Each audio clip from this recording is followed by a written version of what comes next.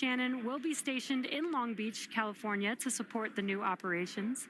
And to establish this capability that improves public safety, NASA and SpaceX worked for months establishing new sites, obtaining regulatory approvals, performing engine assignments and software changes, as well as tabletop exercises and flight rule updates. It'll be really exciting to see Crew-10 come home after they're done with their long-duration mission.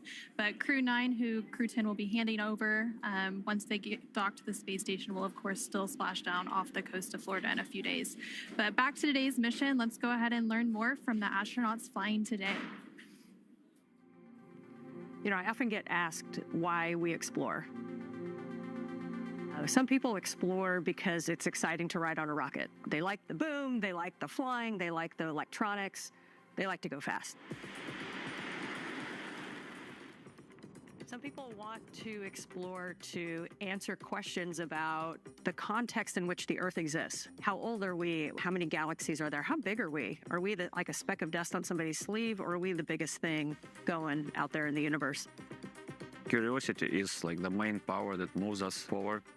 Space exploration is important to satisfy this curiosity. As we go on to the moon and Mars and look at what those planetary bodies are made of, we can learn a lot about the Earth itself and how to better humankind. I think it's important for us as a species to expand our boundaries, because that's how we advance our technologies and civilization. We have to continue to explore, continue to push the boundaries. And I think really throughout the history of humankind, we've always explored. And so when people ask why we explore, I would like to ask back, what type of society would we be if we lost that curiosity? Is that somewhere that we'd want to live? Space Center in Florida, I'm Daryl Nail, joined by NASA astronaut Jessica Meir. So good to have you here. Here's more about the crew that's going into space today. I'm Daryl Nail with NASA. Welcome back to the Kennedy Space Center in Florida, here with NASA astronaut Jessica Meir. Here's more about the crew that's going into space today. NASA astronaut Anne McClain, she is your Crew-10 commander, making her second trip to low Earth orbit. The Spokane, Washington native and U.S. Army colonel was selected by NASA as an astronaut in 2013 and has spent a total of 204 days in space and completed 2 spacewalks totaling 13 hours and 8 minutes. She's very competent and, as you've described, a very excellent leader. Absolutely, a natural leader, and it is so thrilling to be here watching her do what she was born to do and leading this crew to space today. Sitting next to her is the pilot for Crew-10, NASA astronaut Nicole Ayers. She was selected as a NASA astronaut in 2021. The Colorado native graduated from the Air Force Academy in Colorado Springs and is a major in the U.S. Air Force. This is her first space flight, and she's pretty excited about it. Absolutely. Takuya Onishi. He is the JAXA astronaut, serving as a mission specialist. Today's flight will mark Onishi's second trip to the space station. He was selected as an astronaut by Japan Aerospace Exploration Agency in 2009 and has logged 113 days in space, and he will eventually be the station commander. Yeah, that will be a very nice moment to see as Anne hands over those leadership reins over to Tak. Transfer of controls from her as the commander of the SpaceX vehicle over to Tak to be commander of the space station. So great opportunity for leadership for both of these experienced crew members. And the second mission specialist is Kirill Peskov. The Roscosmos cosmonaut was selected as a cosmonaut in 2018 and will be also making his first space flight today. This is really the ultimate of Kirill's very curious and adventurous nature. I hear he loves to discover all aspects of and areas of Russia and the U.S. now in his SUV, and he is always exploring, so this will be the ultimate of his exploration today for him and for all of his crew. And all 4 of these crew members are pilots. they speak that common language of aviation. That must be comforting to all of them. I think so, and I think it has brought them closer together as a crew. They can almost read each other's minds, they say. Sometimes, they don't even need words, and they have this shared sentiment, this shared language. It makes them a very synchronous, cohesive crew. And for the past year and a half, that crew has been training diligently to be ready to help conduct science investigations aboard station. The crew will perform biomedical research and technology demonstrations over the 4-month expedition. Commander Anne McLean is participating in the Canadian Space Agency space experiment involving heart health. This headband is actually connected to sensors throughout my body, and they are collecting real-time data on my heart rate, oxygen saturation, and my respiratory rate. Imagine the day where you go see your doctor because you're concerned about your heart health, and they give you these sensors to wear, and they get this massive, comprehensive look at your cardiovascular health over multiple days doing multiple activities. Another science investigation on board involves tiny materials inspired by our own DNA that could help be used here on Earth with those people who suffer from arthritis in their knees.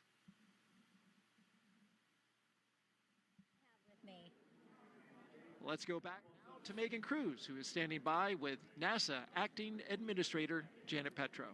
Yeah, that's right. Acting administrator since January. And then, of course, before that, center director here at Kennedy since 2021. And how does it feel to be back here to watch another crew launch? Oh, my God. I can't, Megan, tell you how excited I am to be here. And I was here the whole week. We had unfortunately had the scrub on Wednesday. But I cannot explain the feeling of coming back home. I love this center. I love this workforce. I love the mission that we have here at the center. So it was very exciting.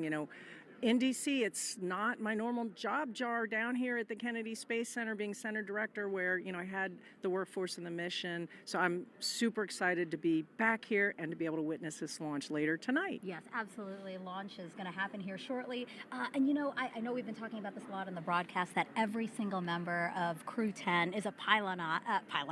Yes, actually. A pilot, as are you. Did you get to talk to the crew? I see that they've signed your hat. I absolutely did. So I got to see them a couple times. So when they landed at the landing facility here, I got to see them and greet them. And that's where they gave me this hat, That's which amazing. is so cool. I've never gotten a present from a crew before. So Crew-10, hats off to them for giving me, and they did sign it. And then on Tuesday, we got to go what's called Behind the Glass tour and talk to them. They're behind a glass because they're in quarantine, and we got to talk to them and ask them questions and talk to them and just see how they were doing. And so that's pretty special. So I got to talk to all of them, all of those pilots there, and they are super excited, ready to go. Yeah, and speaking of excited, we have NASA astronauts Sunny Williams, Butch Wilmore, Nick Hague, plus Roscosmos cosmonaut Alexander Gorbanov. They're going to come back shortly after Crew-10 arrives on station. During a live press conference from station recently, Butch and Sunny said they're going to miss space. Absolutely, because you got to think about the astronauts. And by the way, last week from Johnson Space Center's Mission Control, I did get to talk to Butch, Sunny, Nick, and a little bit to Don Pettit there. So I got to talk to them as well. But you got to figure they, to be selected and trained and the passion that they have to go to space, for them, it's got to be, this is what they do for a living. Mm-hmm. This is what they're going to do. And in fact, I would bet they might have some mixed emotions for leaving because, every time you get to go to space, which is what all astronauts want to do, you never know. It might be your last time because you might not be selected for another mission or whatever. So I bet they have mixed emotions leaving their colleagues up there at the space station. I'm sure they're anxious to get home and put their feet on Earth and spend time with their family, but I think that they have enjoyed their time in space. When I said behind the glass to Butch and Sunny a while ago, I asked them, and they had told me that they hope they get to stay a little bit longer than 8 days in space. That was at their behind the glass. Now, I don't know if they meant to stay as long as they got to, but I know that they are a valued member of this expedition crew, and they've done amazing research. They've done spacewalks together. I think Sunny now holds a record for the most amount of time in the vacuum of space. They have to be very, very proud of what they've accomplished. They were very much integrated as a crew and did a lot of work on the station, research and science experiments. And so, yeah, I think they're going to miss space. I think so. Well, Janet, no mixed emotions here. It was great seeing you. I'm going to put this in a jar of memories of today because this was wonderful, and we're about to see launch. All right. Great Thank to you, have Megan. Janet. All right. Bye-bye. All right. We'll send it back to Daryl and Jessica. All right, thank you both. And just behind them, as you saw in that shot, was the Vehicle Assembly Building, a very iconic building here at NASA, where we recently reached a major milestone in NASA's Artemis program. That's, of course, preparing for the first crewed mission around the moon in over 50 years. Engineers finished stacking the twin solid rocket boosters for Artemis 2. These 177-foot tall boosters will provide most of the 8.8 million pounds of thrust needed to launch 4 astronauts on a 10-day lunar journey. There's a shot of the core stage, which they're starting to work on now. Since November, crews have used a massive crane to lift and assemble those booster segments. They're each packed with avionics and motors that will safely detach after launch. Now, with the completion of that, they're going to focus on the SLS. Artemis 2 will carry NASA astronauts Reed Wiseman, Victor Glover, and Christina Cook, along with Canadian astronaut Jeremy Hansen, on a mission around the moon. So here's Jeremy now with a little more about that.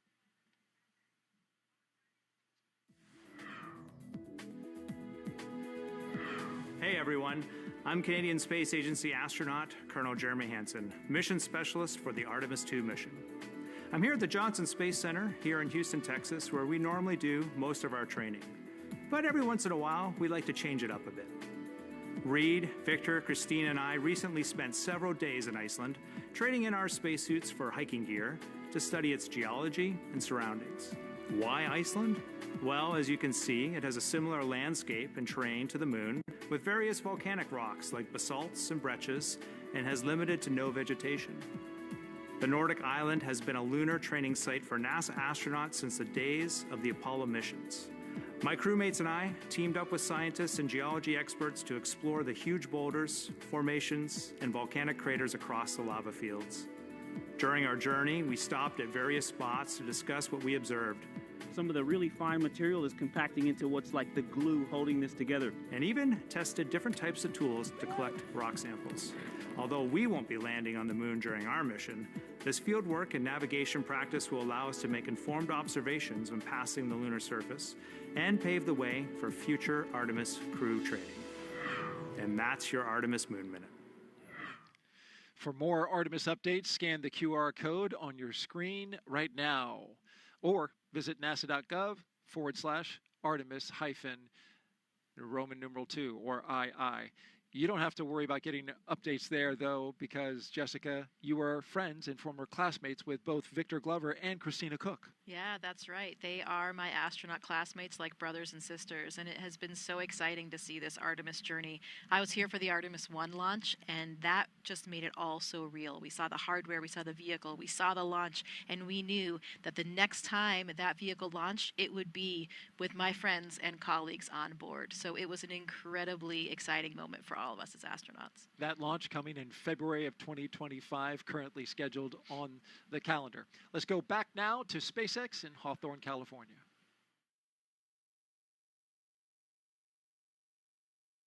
Thanks, Daryl. As we continue to count down, let's take a closer look at the vehicles that will be taking Crew-10 to the International Space Station today.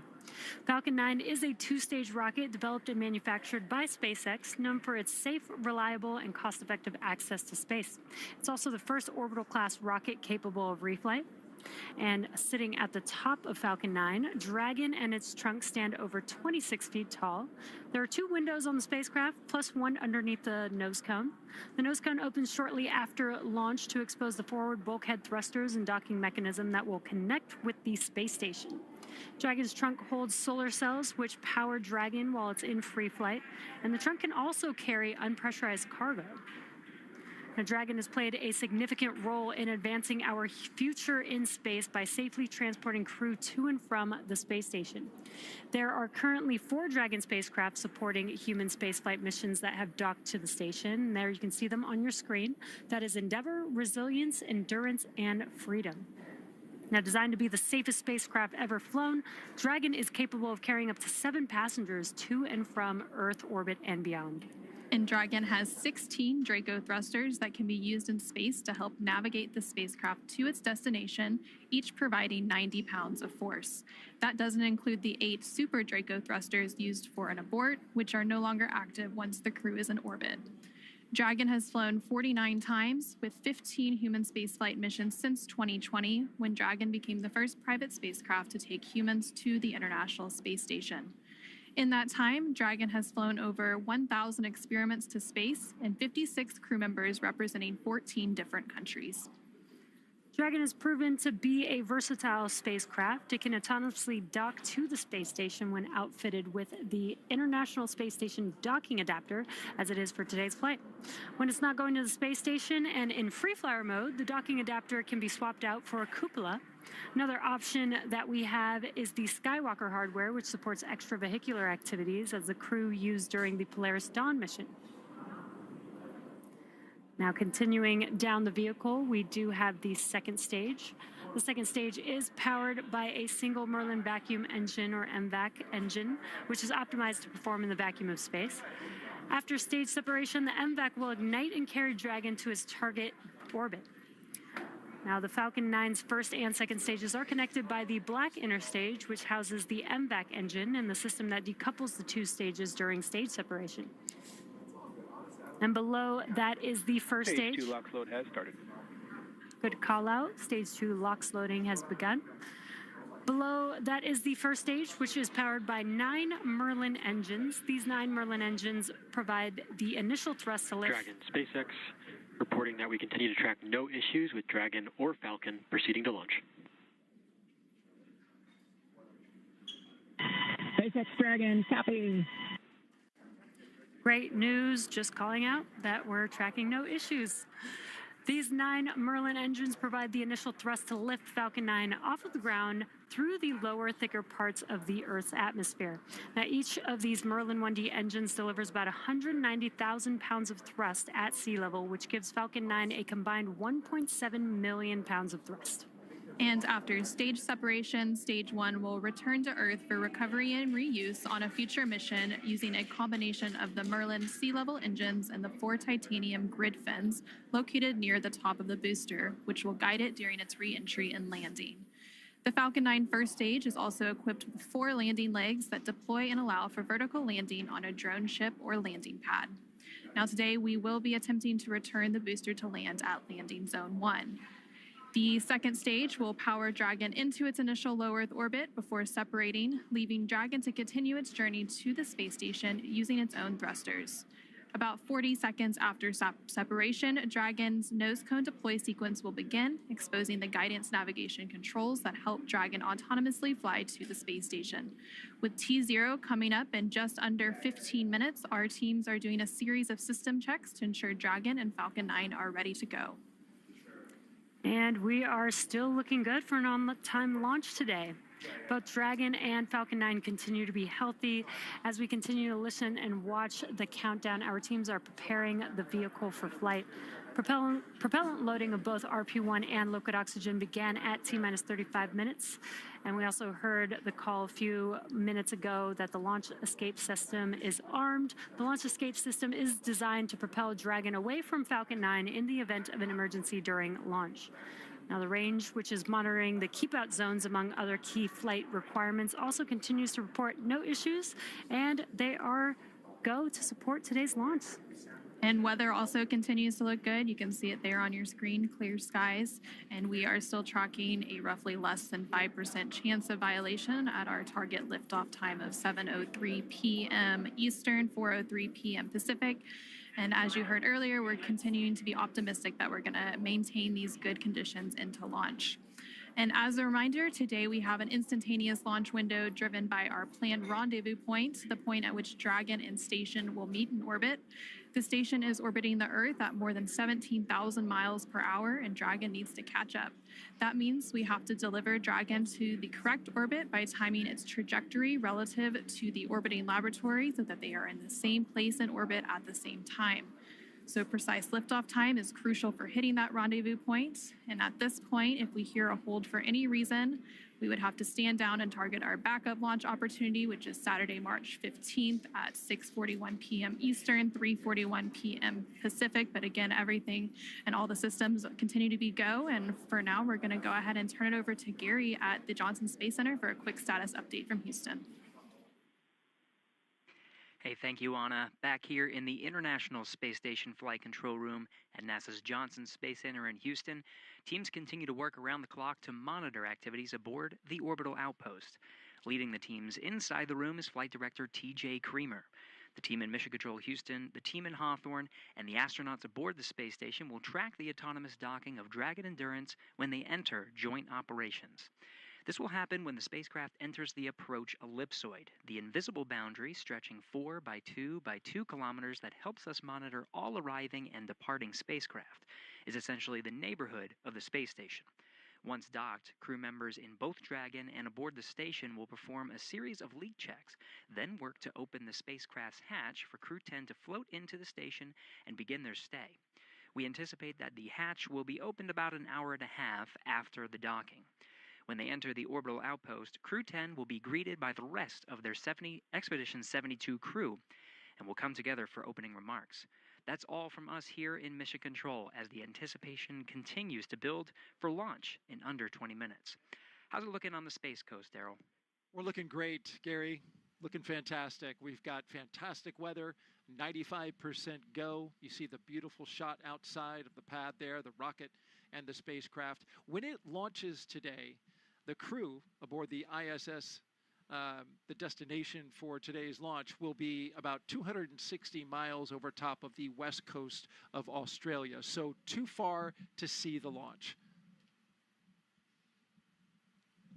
It's nice to see a rocket go off when you're on the ISS, but unfortunately it won't be the case this time. Oh, yeah, it is a wonderful thing to see when your crewmates are heading towards you. I remember a photograph that Christina Cook took of my Soyuz approaching the station, and one of these incredible opportunities that you could see the outline of the trajectory of the Soyuz as it approached, and it's such a beautiful image. It's a shame they won't be able to see it, but they will be so excited to have their crewmates come on board. And we're about to hear from the crew here before launch. We'll hear from them after launch. It'll be special. They have some important things to say. Oh, absolutely. I am very excited to hear these final thoughts coming from the entire crew right before launch. Okay. All right. With that, we'll send it back to SpaceX in Hawthorne, California.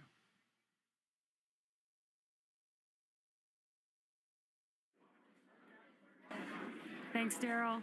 Our next major milestone on the countdown event will be around the T-minus 10-minute mark, which is just in about 5 seconds, when Falcon 9 launch commit criteria get checked by computers. Dragon, SpaceX, confirm crew displays are configured for launch.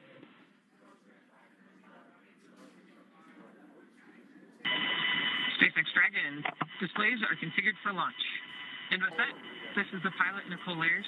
And on behalf of Crew-10, we'd like to say that today we celebrate the countless individuals all over the world that have made this journey possible. To the engineers, instructors, flight controllers, scientists, and leaders who worked tirelessly to get us here, thank you for your dedication to the safety and success of this mission. And a special thank you to our friends and families for your unwavering love and support. This mission is a testament of what humans can achieve when we work together. Go Crew-10!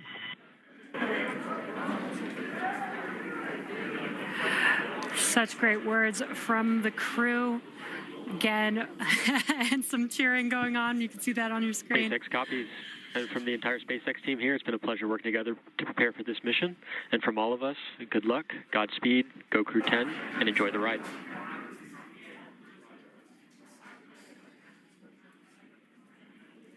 Great comms. That was from our core here in Hawthorne in Mission Control. Now, there are many systems in place to ensure that the rocket and the crew are both safe leading up to liftoff and during flight. And now that we are in terminal count, our teams are performing those final checks before launch.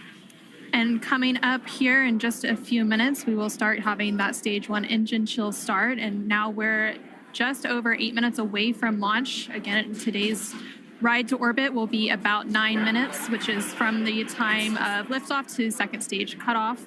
And then Dragon in the second stage will continue to coast for a few minutes after that prior to separation. You'll hear some performance calls along the way as we get into the final countdown and then after liftoff. And these are SpaceX flight controllers reporting on trajectory, speed, booster performance, and other key milestones. So some of the callouts you will hear after liftoff are a combination of letters and numbers, which will mark different abort zones throughout the flight up the eastern seaboard. The first two are 1 Alpha and 1 Bravo, which are abort modes available while the first stage is firing. And then the next round of numbers and letters you'll hear are 2 Alpha through 2 Echo, though you'll only hear the 2 Alpha call on the public loops, and those will come into play once the second stage kicks in. And then diverting a little bit from the other naming system, you will hear the call out Shannon, which refers to Shannon, Ireland. And this call means the crew could target off the coast of Ireland if they needed to abort late in the second stage burn.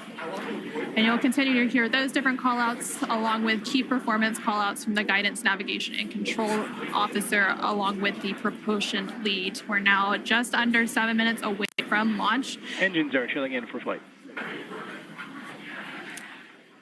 And we just heard that confirmation that the stage 1 engine chill has started. Yeah, exactly. That call out is because we are flowing a little bit of liquid oxygen into the engines. That's to help prepare the vehicle or the engines for the full flow of liquid oxygen into the engines. That makes sure that we don't shock the system at that full flow. Now we are still loading. At liftoff, Falcon 9 is consuming about 700 gallons of fuel per second. So engine chill helps us prevent that thermal shock into the engine. So again, we have passed that T-minus 7 minute mark. Next call out will be stage 1, RP1 loading complete, which we just heard that. And the RP1 is densified kerosene or rocket fuel that will propel the crew into orbit. All of that RP1 is now fully loaded into the rocket, and since we previously heard that second stage loading was completed. We are still loading the liquid oxygen or LOX onto the first and second stages, and this is the oxidizer needed to combine with the densified kerosene that just finished loading. The RP1 liquid propellant needs an oxidizer to combine with in order to ignite. Coming up in just under 30 seconds at that T-minus 5 minute mark, we will hear the call for Dragon to configure for terminal count and then transition over to internal power.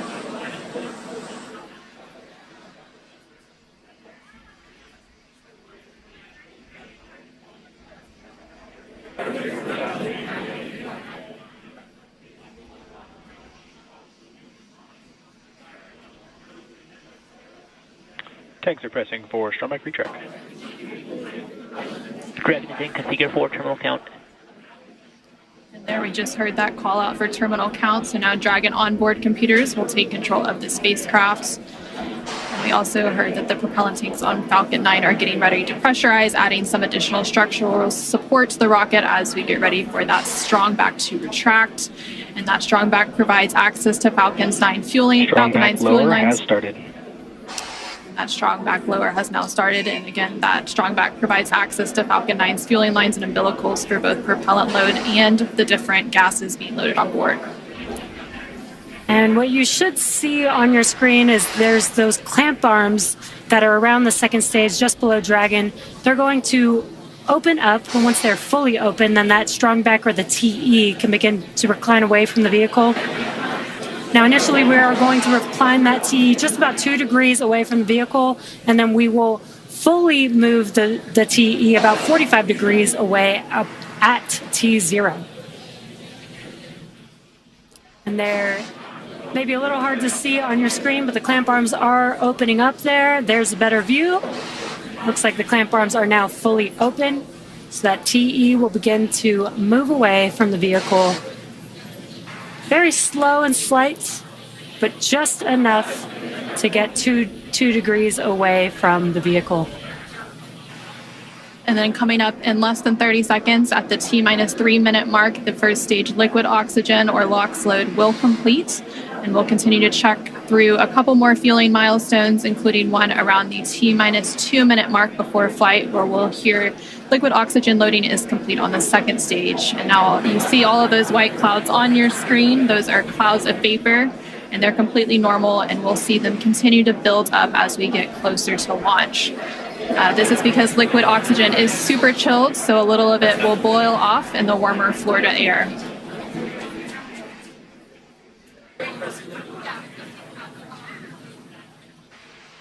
Stage 1, LOX load complete. Great call out there. Stage 1. Count and on. Putting liquid oxygen onto stage 2, and that'll wrap up here at the T-minus 2-minute mark, just about 20 seconds from now.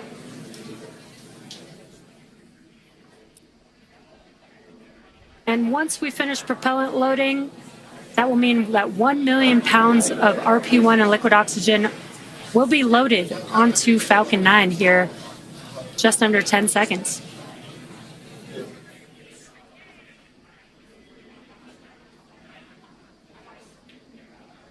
Stage 2, LOX load complete. We just heard confirmation that the stage 2 liquid oxygen loading is now complete. We are under 2 minutes away from launch. Gas closeout has also begun. So we're now isolating all of the feed lines for the different gas systems from the Falcon 9 rocket. And those gases will then get vented overboard through umbilicals and the strong back. And you just heard that call out that Dragon is an Ground auto gas aisle. closeouts, expect loud venting. You can hear that venting now. Obviously, rockets are very loud, and the sound can impart pressure loads back on the rocket itself.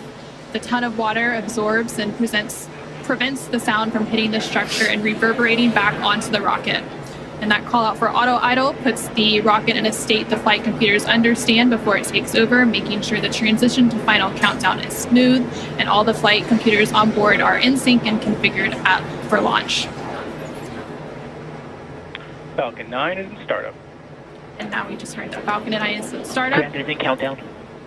And in the final countdown, less than a minute to go, and at the time of launch, the space station will be flying 260 statute miles over the west coast of Australia. Dragon, SpaceX. Go for launch. And great call out. SpaceX, Dragon Crew-10, copy, go for launch. Great call out that we're go for launch, and we do have a large crowd here in front of Mission Control. T-minus 30 seconds.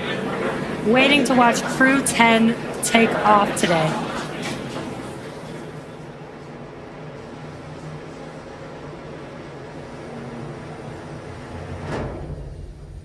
T-minus 15. T-minus 10. 8, 7, 6, 5, 4, 3, 2, 1. Ignition and liftoff. Go SpaceX, go NASA Crew-10. Copy, 1 Alpha. And liftoff at Crew-10, now soaring to the International Space Station. 1.7 million pounds of thrust now propelling Falcon 9 and Crew-10. And we're continuing to get good call-outs on the first stage performance so far.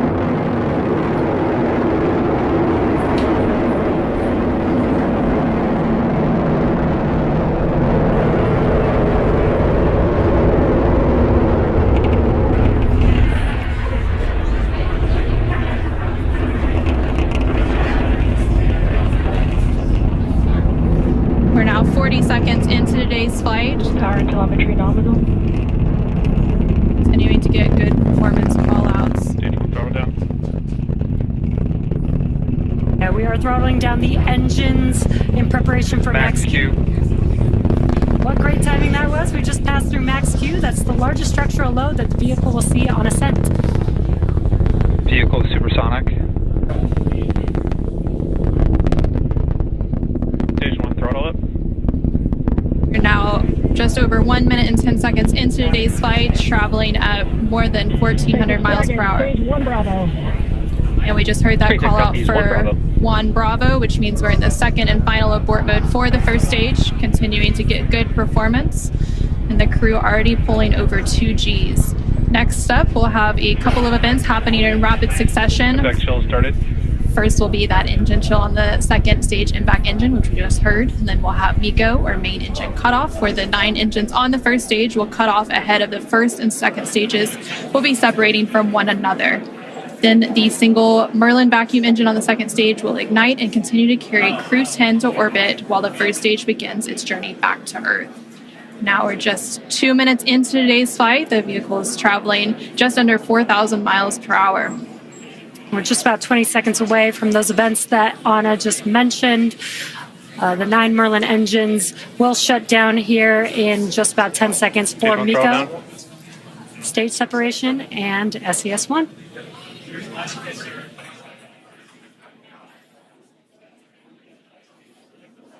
Main engine cutoff. SpaceX Dragon, 2 Alpha. Stage separation confirmed. Copy, 2 Alpha. Great call-outs and incredible views there on your left-hand screen.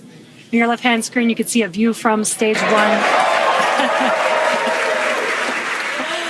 And an extremely excited crowd here in Hawthorne. Awesome views of that boost back burn on the first stage, as well as the MVAC engine igniting on the second stage.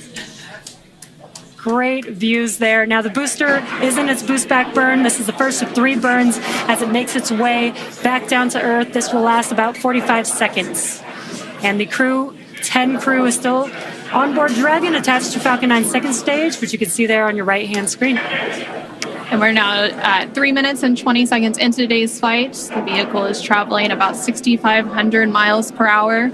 They are on their way to the space station. And we did have that confirmation coming up of the boost back shutdown. And then coming up at the T plus 6 minute mark. And there we have our first images of the crew inside the Dragon spacecraft as they make their way into orbit. And the crew Dragon, SpaceX, nominal trajectory. continuing to get good call-outs. SpaceX Dragon, copy nominal. The stage 2 continues to be on power with in its firing until we get to that second stage engine cutoff around the 9-minute mark of flight. About 5 minutes of flight to go before Dragon will be flying free.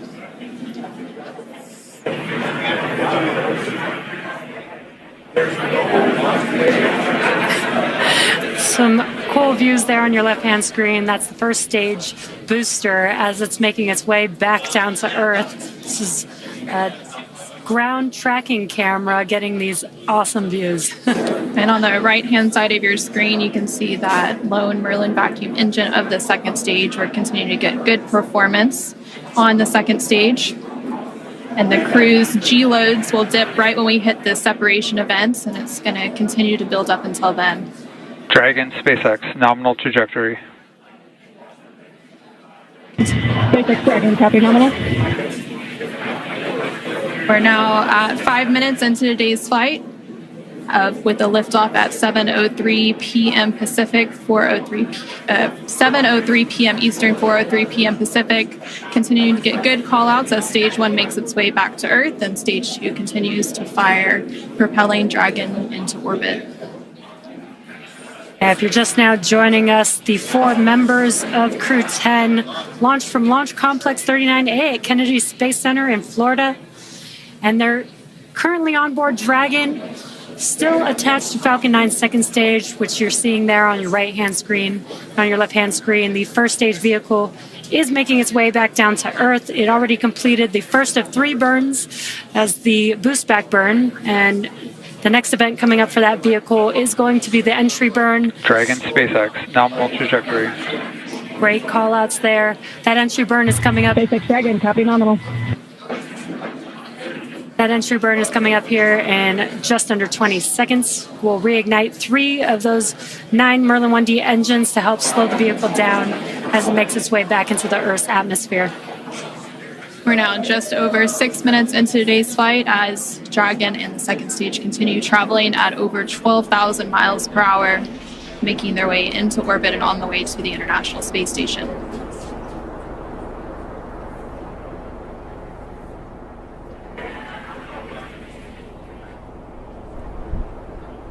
There, we just saw on the screen, it was very quick, but we had the entry burn, which we got some cool views of that from the ground, which is awesome.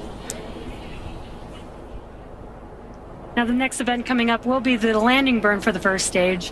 That's coming up here in about 30 seconds. Dragon SpaceX, nominal trajectory. Again, great call outs for SpaceX Dragon, copy nominal. Confirmation there from the crew as they continue to make their way into orbit. Now 7 minutes into today's flight, the first stage making its way back down to Earth and the second stage continuing to fire. This is an awesome view. Let's see if we can see the center engine relight for that landing burn here in a few seconds.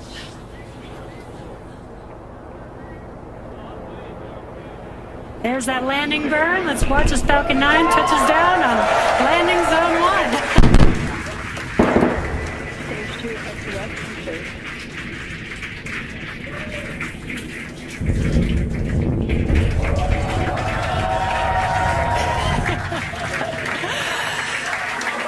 And the crowd here is excited to see Falcon 9 touch down on landing zone 1. And now that the first stage has made its way back to Earth, we're about a minute away from the second engine cutoff, which we're expecting around the 9-minute mark of today's flight. We're continuing to get good call-outs, and Dragon and all of the systems on the vehicle are performing as expected. Just over 8 minutes into today's flight, traveling more than 21,000 miles per hour. Terminal guidance. Hearing good call-outs. We're about 30 seconds away from that second engine cutoff, and then shortly after that, about a minute or so later, we will have orbital insertion. SpaceX Dragon, Shannon. SpaceX copy, Shannon. And that call out there for Shannon, and that is the call out for Shannon, Ireland, which is the final abort stage for the second stage off the coast of Ireland. Standing by for a second engine cutoff. And back shutdown.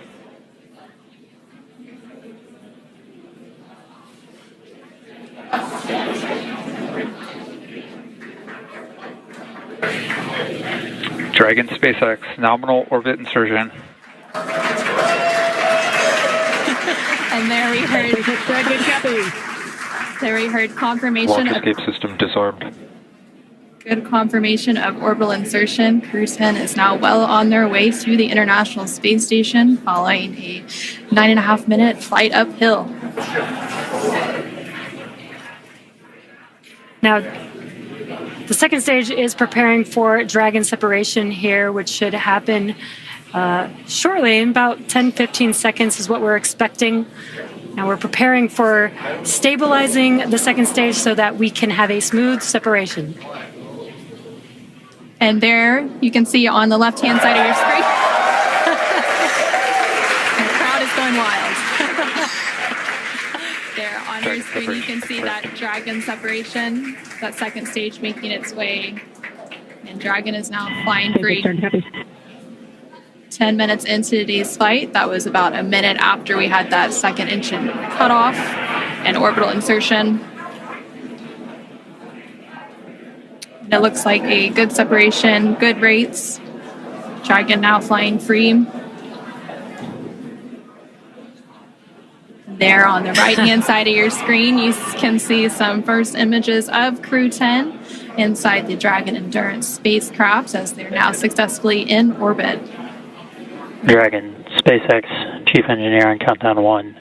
On behalf of the entire Falcon team, we thank you for flying with Falcon and wish you a great mission. Over to LD. It was an honor flying with you this evening. We wish you well on your journey and give Crew 9 our best. Thank you for flying SpaceX.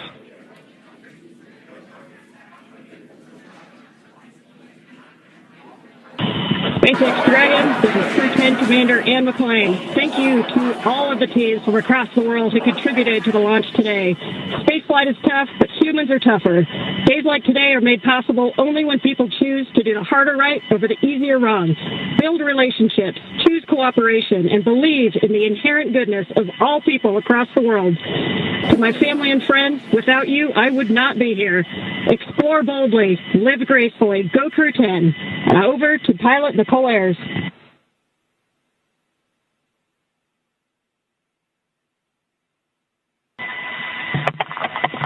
Nicole Ayers again. We're not the first humans to get to orbit, and we wouldn't be here without the bravery and hard work of those who have paved the way for human spaceflight. We now get the unique perspective of Earth without borders and get to revel in the connectedness of humanity. I would be remiss to not once again acknowledge those who helped me get here to this wonderful view and this perspective, to the teachers, coaches, fellow officers, fellow teammates, Raptor Nation, to my friends and family that encouraged my dreams from the start. Thank you. I wouldn't be here without you.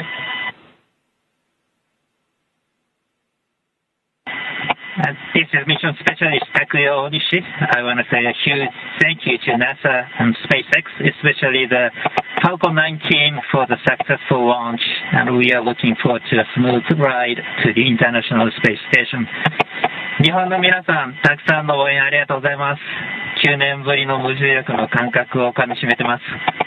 これから先の ISS への宇宙の旅、楽しんでいきたいと思います。I will now hand the mic over to Mission Specialist Kirill. Thanks a lot to NASA and SpaceX for this wonderful ride, and I want to say a couple of words in Russian. Пользуясь такой чудесной возможностью, хочу поздравить с 65-летием со дня начала подготовки первого отряда. И также хочу сказать спасибо большое за те знания и жизненный опыт, который мной были получены в всех стенах для того, чтобы выполнить этот полет. А также спасибо школе номер 14 города Назарова, Ульяновскому высшему авиационному училищу гражданской авиации и авиакомпании Макар и Нордвин, где я начинал свой путь в небо. И, конечно же, спасибо большое семье и за поддержку.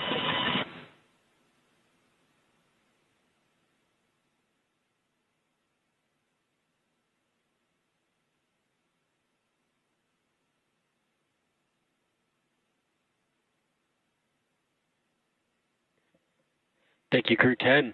At this time, I can report nominal dehumidifier activation and service section Draco checkouts. SpaceX Dragon, copy.